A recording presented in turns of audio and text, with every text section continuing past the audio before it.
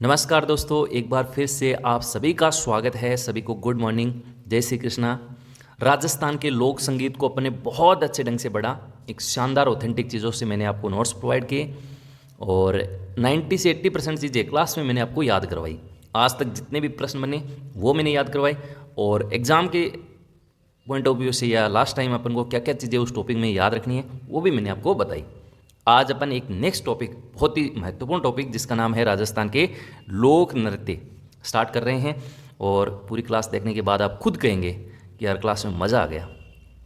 ऐसी चीज़ें आपको मतलब पेड कोर्स होंगे होते हैं ना, वहीं भी नहीं मिलेगी। मैं क्लास में ही आपको याद करूँगा क्या महत्वपूर्ण है, वो अपन पढ़ेंगे। अनावश्यक चीज़ें आज तक ली नहीं है और ना आगे भविष्य में लेंगे। तो बिना समय गवाए थोड़ा सा इंट्रो दे देता हूँ कि क्या क्या अपन पढ़ेंगे। सबसे पहले देवीलाल सांबर के बारे में जिक्र आया तो वो पढ़ेंगे। मुख्यतः नृत्यों को दो भागों में बांटा गया है। शास्त्रीय लोक नृत्य क्या होते हैं वो मैं आपको बताऊंगा। और उसके बाद घूमर, राजस्थान का आधिकारिक नृत्य, जितनी महत्वपूर्ण बातें घूमर के बारे में हो सकती हैं वो सारी मैं आपको बताऊंगा। यहाँ तक आप नोट्स बनाएंगे। अब अपन स्टार्ट कर रहे हैं देवीलाल सांबर। जैसे ये नाम आए आपके एग्जाम में याद कर लेना, लोक नृत्य से जुड़ा हुआ शब्द है। सांबर तो वैसे झीलों में भी आता है, खारे पानी की झील आपने देखा होगा, पढ़ा होगा, सुना होगा। तो देखो सांबर में 3 लेटर है ना, 3 वर्ण है, तो 3 ही इन्होंने प्रकार बताए हैं। कौन कौन से नृत्य के प्रकार? पहला है पहाड़ी नृत्य, दूसरा है राजस्थानी, तीसरा है पूर्वी मैदानी क्षेत्र का नृत्य। सीधा क्वेश्चन आएगा, देवीलाल सांबर किससे संबंधित हैं? लोक नृत्य या नृत्य से संबंधित है।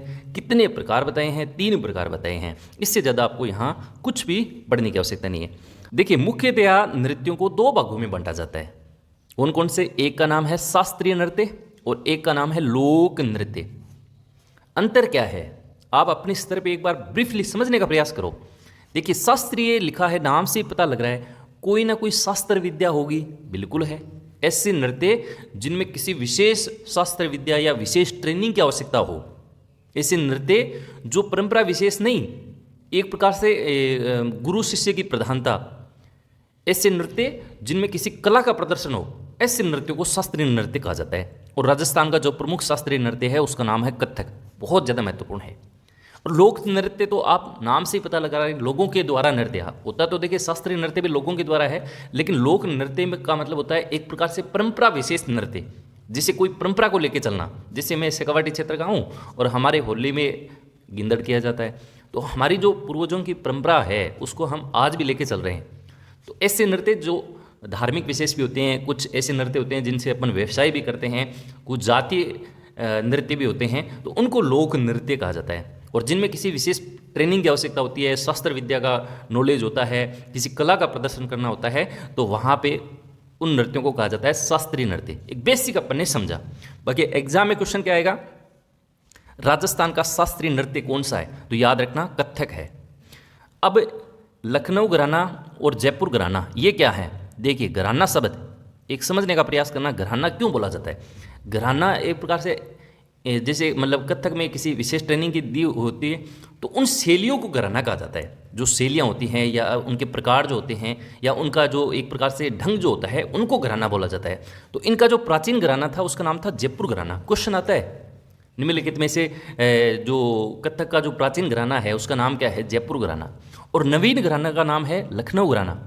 सर, नवीन प्राचीन ये क्या है? तो वही बात है भाई, नया ज़माना आ रहा है तो नई चीज़ें सीखने को मिलेंगी ना, तो उसी का नाम है बस। जैसे आज एआई का ज़माना है, अपन नया सीख रहे हैं, वैसे ही जयपुर घराना हो सकता है पुराने समय में कुछ कलाएँ प्राचीन थी, आज नई आ गई हैं एआई के ज़माने में, या कुछ नजाकत के साथ अपन चीज़ें सीख रहे हैं, तो कहीं ना कहीं उनको लखनऊ घराना, नवीन घराना। तो आपको ओल्ड घराना कौन सा है, नवीन घराना कौन सा है, ये प्रश्न ध्यान में रखना है।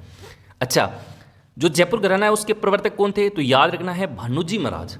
ये नाम आप जरूर याद रखेंगे, कैसे भी इसको कनेक्ट कर लेना, भानुजी महाराज। और इसके जो प्रसिद्ध कलाकार हैं उसका नाम है बिरजू जी। बिरजू जी 2-3 बार बोलेंगे तो मेरे ख्याल से याद रह जाएगा। कथक के गुरु कौन है? तो ये हैं चूरू के बाबूलाल कथक। प्रश्न आता है, बार बार प्रश्न आता है, कथक के गुरु किसे बोला जाता है? कथक के गुरु कौन है?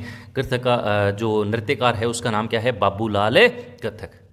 और इसके बाद देखो कुछ अन्य नृत्यकार भी लिखे हैं मैंने, क्योंकि आजकल के एग्जाम पेपर आप देखते हैं बहुत डेप्थ में चीज़ें आती हैं, क्योंकि राजस्थान का शास्त्रीय नृत्य कौन है, किसको पता नहीं है? सबको पता है, प्रसिद्ध कलाकार भी जानते हैं, प्रवर्तक भी सब लोग जानते हैं, लेकिन जो अन्य नृत्यकार हैं वो भी आपको अच्छे लेवल की तैयारी कर रहे हैं, तो याद रखना चाहिए। छोटी सी मैंने ट्रिक लिखी है, DDU। DDU, दीदी अपन बोलते हैं ना, दीदी तुम को यू बोल दिया, तो दीदी तुम।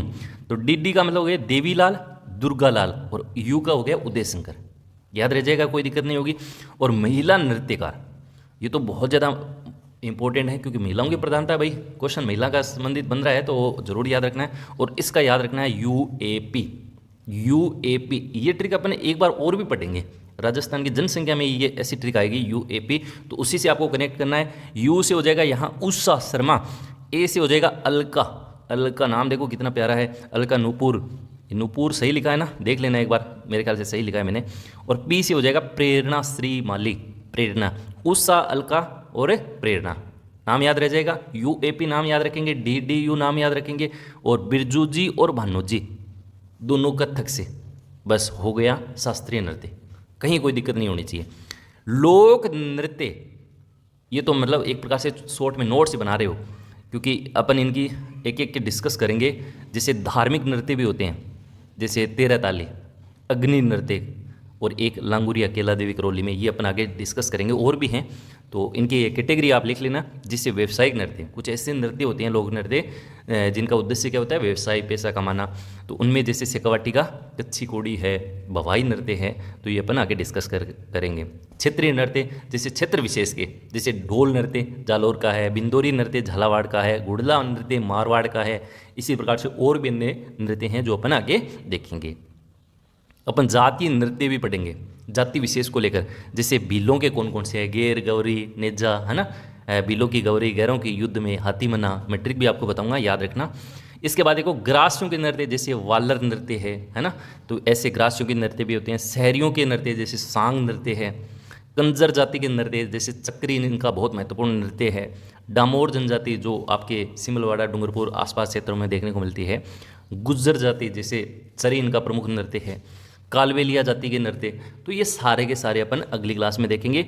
आप यहाँ तक नोट्स बनाएंगे। अब अपने एक ब्रीफली चर्चा कर लेते हैं अपना जो राजस्थान का राज्य नृत्य, जिसको अपन राजस्थान का आधिकारिक नृत्य बोलते हैं, नाम है घूमर।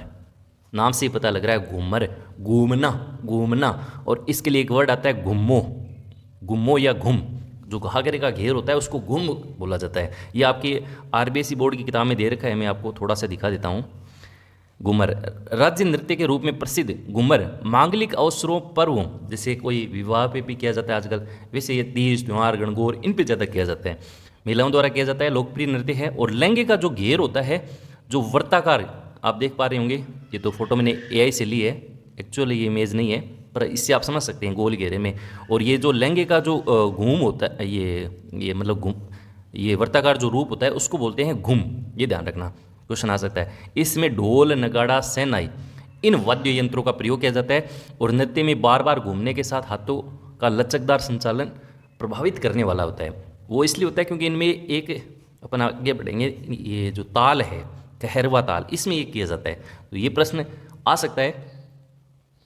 तो अपन ने घूमर के बारे में क्या पढ़ा, देखो, राजस्थान का राज्य नृत्य या राजस्थान का आधिकारिक नृत्य। एक ध्यान रखना, इसकी जो शुरुआत है वो भीलों से मानी जाती है। इसका मतलब मैं ऐसे लिख दूं कि इसकी उत्पत्ति लगभग आपके मेवाड़ क्षेत्र से, क्योंकि जरूरी नहीं है भील ही दे, मेवाड़ क्षेत्र भी दे सकता है, क्योंकि सबसे ज़्यादा भील मेवाड़ क्षेत्र में देखने को मिलते हैं। तो वैसे तो ये भीलों से उत्पत्ति मानी जाती है, लेकिन इन्होंने घूमर को सबसे ज़्यादा अपनाया या सबसे पहले अपनाया था ये मतलब राजपूत, क्योंकि ये रजवाड़ी नृत्य भी है, मैंने लिखा है कि नहीं है, हाँ ये रहा रजवाड़ी नृत्य, क्योंकि पहले के ज़माने में राजा विशेष इन नृत्यों को जो है अपने जो महलों में किया करते थे, तो इसलिए इनको रजवाड़ी नृत्य भी बोला जाता है। तो लेकिन उत्पत्ति पूछेगा आपसे, बहुत इंपॉर्टेंट है बिल्लो से। नृत्यों की आत्मा इनको बोला जाता है, और नृत्यों का सिरमौर, यानी नृत्यों में यदि सबसे ज़्यादा अच्छा या सबसे बड़ा यदि नृत्य है तो वो है घूमर। किसके द्वारा किया जाता है? महिलाओं के द्वारा। मैंने लिखा है क्या? हाँ बिल्कुल, केवल महिलाओं के द्वारा किया जाता है, और मुख्यतया गणगौर पे होता है, बाकी विवाह पे, अन्य कोई मांगलिक अवसर है उन पे किया जाता है। घाघरे का घेर मैंने बता दिया घुमो या घुम। और बालिकाएं यदि घूमर करती हैं, जैसे महिलाएं करती हैं घूमर तो उसको घूमर बोलते हैं, लेकिन लड़कियां यदि घूमर को करती हैं तो उसको झुमरियो बोला जाता है। ये प्रश्न आ सकता है, ध्यान रखना। और ग्रास्य जनजातियों का जो घूमर है उसको बोला जाता है लूर, यानी ग्रासियों में जो लूर नृत्य होता है उस लूर नृत्य को ग्रास्य जनजाति ऐसे कहते हैं कि हमारा तो ये घूमर है। तो ये थोड़ा सा ध्यान रखना ना, घूमर है लूर ग्रासियों का। इसके बाद देखो एक बहुत महत्वपूर्ण प्रश्न है, घूमर जनजाति को आगे बढ़ाने का काम या इनको संरक्षण प्रदान करती है एक संस्था जिसका नाम है गणगौर घूमर नृत्य अकादमी। बहुत अच्छा प्रश्न है। और ये किस संगठ की एक राजकुमारी थी जिसका नाम था गोवर्धन कुमारी। 1986 में, भाई मेरे तो जन्म ही नहीं हुआ था उस टाइम, इन्होंने स्थापना कर दी थी, यानी घूमर को बढ़ावा देने के लिए। अभी 2003 में जो पद्मावत फिल्म आई थी आपने देखी होगी, उसमें दीपिका पादुकोण ये घूमर वाला उस फिल्म में नृत्य करती है। तो उस घूमर की जो ट्रेनिंग है दीपिका पादुकोण को, वो यही देती है गोवर्धन कुमारी। तो बहुत अच्छा प्रश्न है ये गणगौर घूमर नृत्य अकादमी जो आपके किशनगढ़ अजमेर में, किसने इसकी स्थापना की, ध्यान रखना 1986 में गोवर्धन कुमारी ने। बहुत अच्छा प्रश्न है। घूमर को संरक्षण प्रदान कौन करता है, ये ध्यान रख लेना। इसमें वाद्य यंत्र तो नगाड़ा है, सैनाई है, ढोल है, ये सारे वगैरह इसमें नृत्य किए जाते हैं। एक बहुत अच्छा प्रश्न मैंने लिखा है, इन फ्यूचर कहीं ना कहीं एग्जाम में आ सकता है, ये ध्यान रख लेना, बहुत इंपॉर्टेंट है आज की क्लास का, सबसे इंपॉर्टेंट। और मुझे नहीं लगता कि ऐसी चीज़ें कोई पेड कोर्स वाला भी करवाता होगा। देखिए इसकी जो ताल होती है, अब अपन घूमर के बारे में मैंने वो तो नहीं लिखा है, तक दिन ये जो भी इनके लेटर होते हैं, लेकिन जो एक ताल होती है, देखिए अच्छा क्यों लगता है ये घूमर, आप देखते हैं अच्छा क्यों लगता है। अगर घूमर वास्तव में घूमर जैसा हो तो मतलब सारे एक जैसे जो हैं उनके मतलब लचकदार, जैसे हाथों का जो लय है वो भी सबका एक जैसा, तो वो कहीं ना कहीं उनकी जो ताल होती है वो कहरवा ताल होती है। ये अपन कभी आगे डिस्कस कर लेंगे, नाम ही आप याद रखेंगे, जिसमें एक प्रकार से ऐसे समझ लो कि यार इस ताल में सबको एक ट्रेनिंग दी होती है कि अपन को इतने सेकंड में ये गैप लेना है, इतना ये करना है। तो ये ताल होती है कहरवा ताल, और इसको अपन सवाई चाल भी बोल सकते हैं, यानी चाल पूछे तो सवाई चाल। और यदि राग पूछे, लोक संगीत में मैंने राग बताई थी ना आपको, भैरवी राग है ना, सारंगी राग, तो इनकी जो राग होती है वो तो होती है सारंगी राग, ताल होती है कहरवा राग, और चाल जो होती है वो इनकी सवाई चाल। इन फ्यूचर ये प्रश्न कहीं ना कहीं फंस सकता है, ध्यान रख लेना। ये आज की छोटी सी क्लास थी, थोड़ा सा समझा ज़्यादा दिया है, बाकी मेरे ख्याल से मैंने पूरा प्रयास किया है कि लोक नृत्य आज का जो इंट्रो क्लास है वो अच्छे से आपको समझ आया होगा। अब आप कमेंट जरूर करना क्लास कैसे लगी उसके लिए। फिर एक नई चर्चा के साथ, उसी एनर्जी के साथ अगली क्लास में फिर हाजिर होंगे। तब तक के लिए नमस्कार, जय हिंद, जय भारत।